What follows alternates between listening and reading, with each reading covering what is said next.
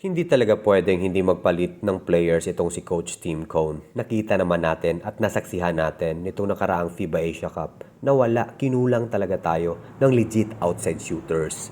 Walang masyadong naiambag si Chris Newsome dahil hindi naman kasi talaga siya legit outside shooter. Sa height niyang 6'2", dapat isa siyang tirador sa tres. Kaya ang ipapalit ko sa kanya ay isang lehitimong tirador sa tres na kasing tangkad lang niya sa katauhan ni Jordan Heading. So that TNT as Jordan Heading goes straight to the step back. That's for 4 Heading. Pull up 3 on the third quarter as opposed to 22. 16 second chance points for the Tropa. Heading. Again, penetration of... Susunod kong papalitan ay si CJ Perez. Alam ko maraming kukontra sa akin dito.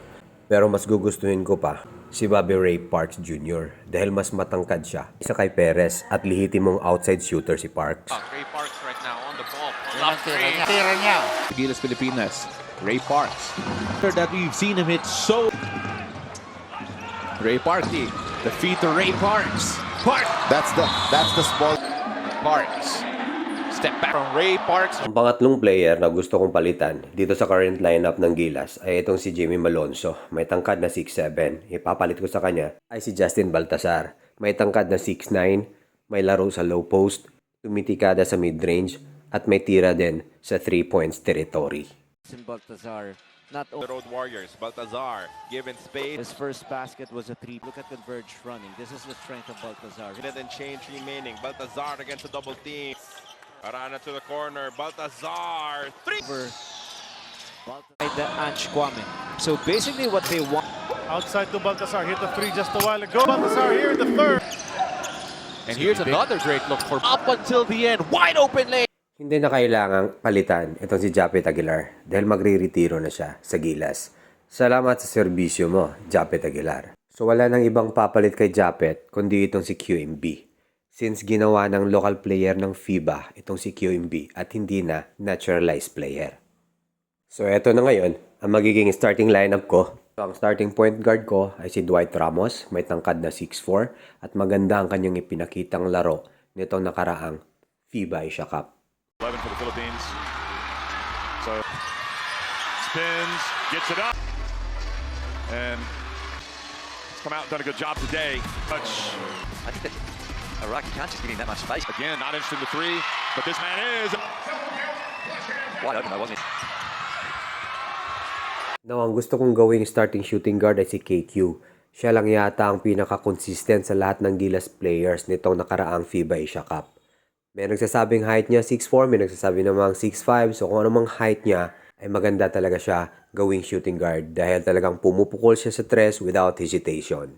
And with Dwight Ramos na 6'4" ang height as our point guard, tapos si KQ 6'5" ang height as our shooting guard, ang ganda na ng backcourt players natin.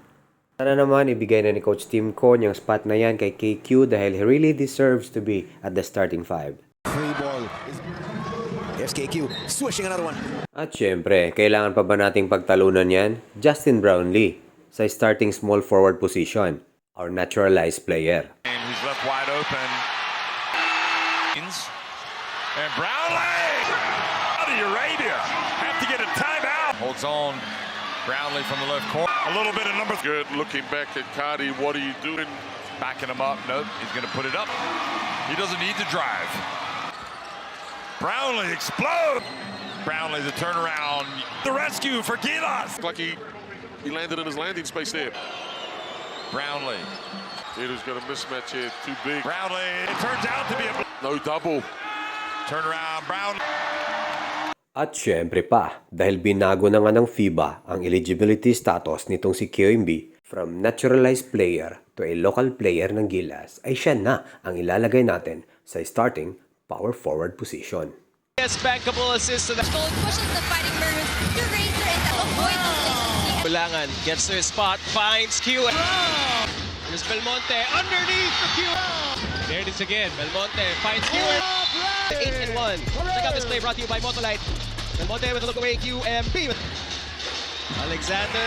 Both teams really struggling offensively. What a downhill. Lopez comes up the follow-up.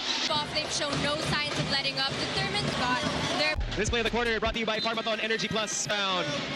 At dahil nga hindi pa sigurado kung makakapaglaro na nga si Kai Sotto ngayong paparating na FIBA World Cup 2027 Asian Qualifiers, ay si AJ Edu ang ilalagay ko sa starting center position.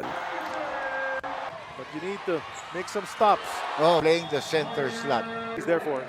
And he goes after it. Clean. At least his second of the game might be his third.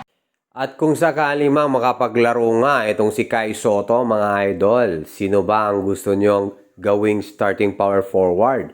Si AJ Edu ba? O si QMB? Dahil paniguradong ang starting center natin dyan ay si Kaijo. I-comment nyo lang mga idol at pag-usapan natin yan. Right with him, it's Soto!